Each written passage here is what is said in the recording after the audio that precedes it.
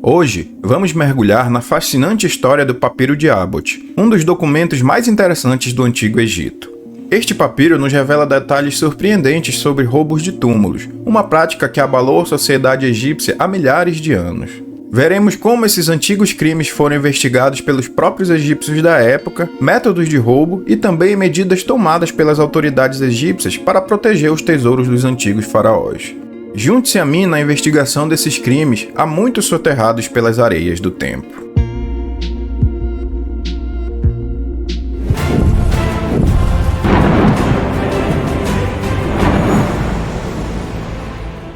O Papiro de Abbott é um importante documento político que relata os roubos de antigos túmulos de faraós durante o Novo Império. Remonta à 20ª dinastia egípcia, por volta de 1100 a.C. da Era Comum.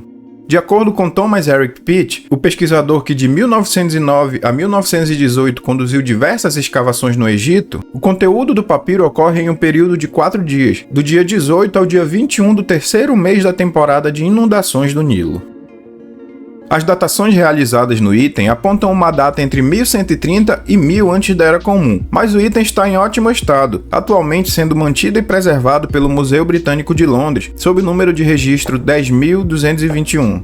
Consiste em 7 páginas dobráveis na frente e no lado do verso há 2 listas de ladrões que foram chamadas de Registros de Abbott. Mede 218 centímetros de largura e 42 centímetros de altura e foi comprado em 1857 pelo médico Henry Williams Abbott, daí o nome Papiro de Abbott. Ele afirmava ter comprado esse item de um vendedor ambulante que sempre via ali andando pelas ruas do Cairo vendendo antiguidades. O papiro está escrito em hierático, o que também nos dá uma ideia da época em que o item foi produzido. Mas para entendermos melhor isso, primeiramente precisamos entender uma outra coisinha bem rápida. Hierático é diferente de hierógrafo. O hierático e o hierógrafo são 2 sistemas de escritas diferentes usados no Antigo Egito, embora estejam sim relacionados. Os hierógrafos pertencem ao tipo de escrita mais conhecida no Antigo Egito, frequentemente encontrada em monumentos, templos e túmulos. São símbolos pictóricos que representam objetos, conceitos, sons ou grupos de sons. Já o hierático é diferente, é uma forma cursiva da escrita hieroglífica, usada para escrever em papiros, fragmentos de cerâmicas e outros materiais mais comuns do dia a dia. É uma escrita um pouco mais simplificada, projetada para ser escrita rapidamente, por isso é pictórica e mais abstrata, com caracteres que representam sons ou combinações de sons também. Era utilizado principalmente para administração, comércio, correspondências e documentos literários e religiosos menos formais.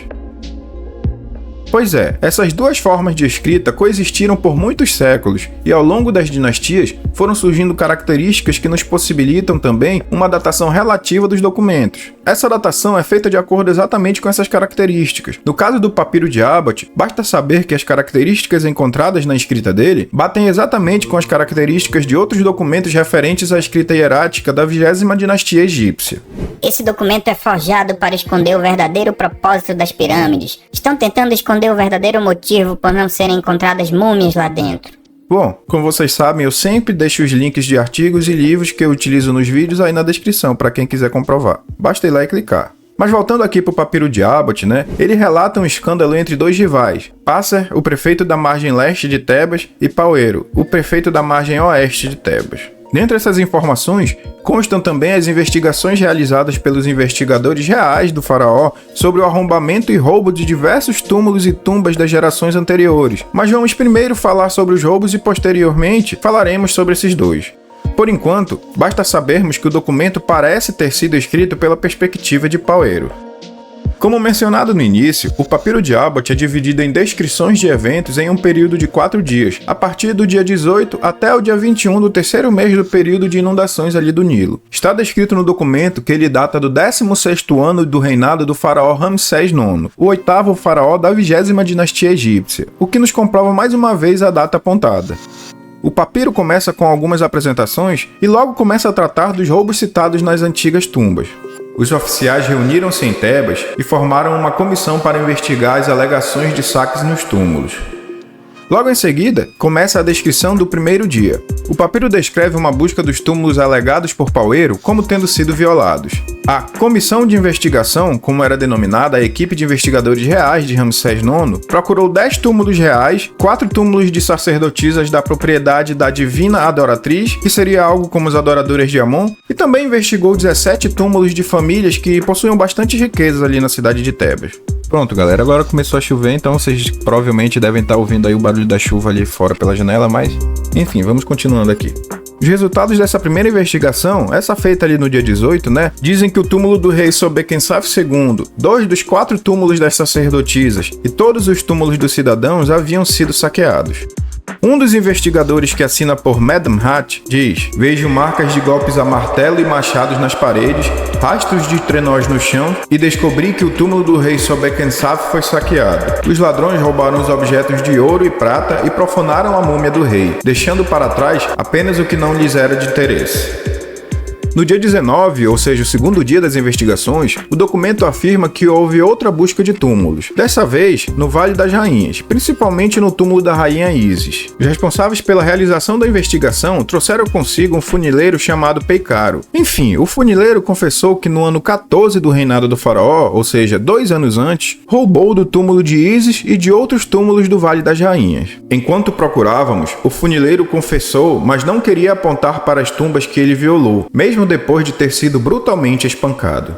O interessante, né, gente, é que isso nos faz pensar se esse funileiro realmente tinha cometido esses crimes ou se ele confessou simplesmente para parar de apanhar. Mas continuando aqui, o resto do dia foi gasto na procura de outros túmulos. Mas enfim, os resultados dessa segunda investigação, ali do dia 19, né, mostraram que apenas 2 dos 7 túmulos haviam sido saqueados. Também no dia 19, houve uma celebração aos túmulos que não haviam sido perturbados. Este dia se encerra com a frase: "Os oficiais decretaram que os túmulos serão lacrados novamente e que as patrulhas seriam aumentadas para evitar futuros roubos vindos da margem leste."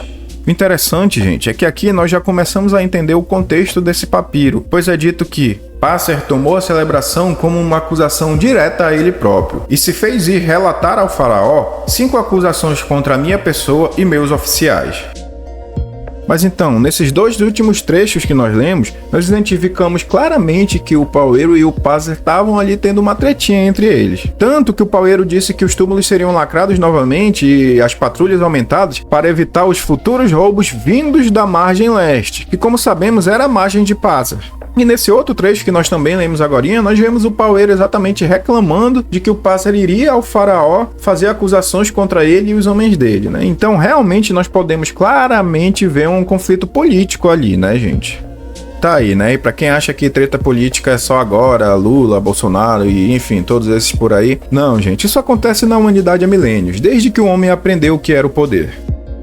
Mas enfim, no 20º dia, o papiro descreve uma conversa entre Paueiro e Kaemuasset, 4º filho do faraó Ramsés IX e vizir dele na época. A conversa terminou em uma investigação sobre as 5 acusações feitas por Passer a Paueiro e seus homens. No 20º dia também é dito que, dentro do túmulo de Mekaresep, encontramos indícios de carvão que não deve ter mais de 1 ano. Por estar em uma região próxima e encontrarmos marcas de indícios semelhantes em todos os túmulos sepultados, eu digo que foi tudo obra de um só grupo de ladrões. Já no 21º dia, ou seja, o último dia ali das investigações, né, convocou-se a grande corte de Tebas, pois não só seria o último dia de investigações, quanto também o dia do julgamento. Depois de examinar as acusações feitas por Passer sobre o dia 19 e questionar o funileiro Peicaro, Passer é desacreditado e as acusações são desconsideradas. No mesmo dia é dito: os ladrões foram capturados e confessaram seus crimes. Disseram que eram conduzidos por um chefe chamado Paneb e que dividiam os espólios entre si. Disseram ter cometido todos os saques e também outros mais antigos.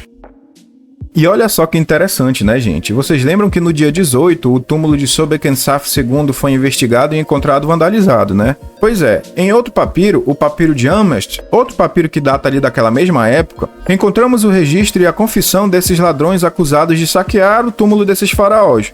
Pegamos nossas ferramentas de cobre e invadimos a câmara interna mais profunda. Sabíamos que estávamos chegando na sala principal, pois o ouro aumentava a cada passo dado. O tesouro principal foi a gargantilha de ouro tirada do pescoço do rei. Há também uma série posterior de documentos descrevendo julgamentos de roubos de túmulos que teve lugar durante os 2 primeiros anos da era conhecida como Eren Mesut. A partir dessa época, que começou no ano 19 do reinado de Ramsés IX, vários papiros de roubos de túmulos sobreviveram. O papiro de Meyer, o papiro BM 10052 e o papiro BM 10403. Esses são os papiros que contêm mais informações sobre investigações e roubos, fora ali o papiro de Abbott. O papiro de Meyer, por exemplo, cita ali o julgamento de ladrões que arrombaram e saquearam, os túmulos de Ramsés II e de Sete I. Ou seja, para vocês verem, já tinha diversas gerações que essas profanações de túmulos aconteciam. Há também um outro julgamento que lida com roubos de túmulos na necrópole de Tebas. E esse trecho, gente, tem conexões com os registros de Abbott, que, como eu falei para vocês ali no início, são aquelas 2 listas que estão atrás do papiro de Abbott e contém os nomes dos ladrões. O papiro BM 10052 também lida com investigações e julgamentos dos furtos de tumbas em Tebas. Mas esse trata de informações que levaram aos julgamentos, como por exemplo a informação de que os homens do grupo de Paneb não pertenciam somente à margem leste, mas 2 dos 7, cujos nomes eram Pacaro e Paquete, pertenciam à margem oeste. Ou seja, eles não eram somente ali das bandas de Pazer, como Paueiro afirmava. O grupo contava com pessoas dos 2 lados. Uma outra conexão ali com as listas de Abbott consta no papiro BM 10403. Também lida com julgamentos dos furtos das tumbas de Tebas. Porém, ele dá mais detalhes sobre as provas, como por exemplo, ele cita ferramentas deixadas no local com assinaturas de ferreiros. Ferreiros esses que posteriormente foram interrogados. Também cita as marcas de utilizações das mesmas ferramentas e também os registros de uma fogueira feita em cima de um dos sarcófagos reais, como forma de desrespeito. É dito que os criminosos condenados neste período testemunharam sobre furto de objetos das tumbas, pilhagem de metais preciosos de sarcófagos e múmias, destruição de cadáveres reais e destruição de bens sagrados.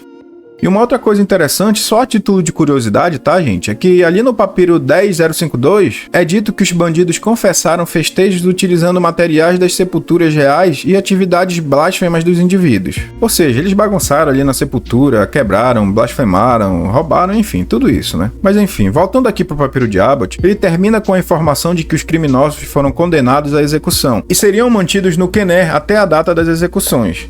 E para a explicação ficar completa, o Quener era como eram chamadas as prisões e centros de detenção temporários no Antigo Egito. E pessoal, muitos acadêmicos têm desenvolvido teorias sobre o documento, tanto sobre os crimes e política da época, quanto também outros pontos que poderiam ser elucidados por conta do conteúdo desse item. A comissão que foi enviada para inspecionar estes túmulos foi de norte a sul das margens do Nilo, o que significaria que os túmulos dos reis são encontrados e situados nessa mesma direção. Isso poderia nos ajudar a localizar alguns túmulos que sabemos que existem por seus registros, mas ainda não os encontramos.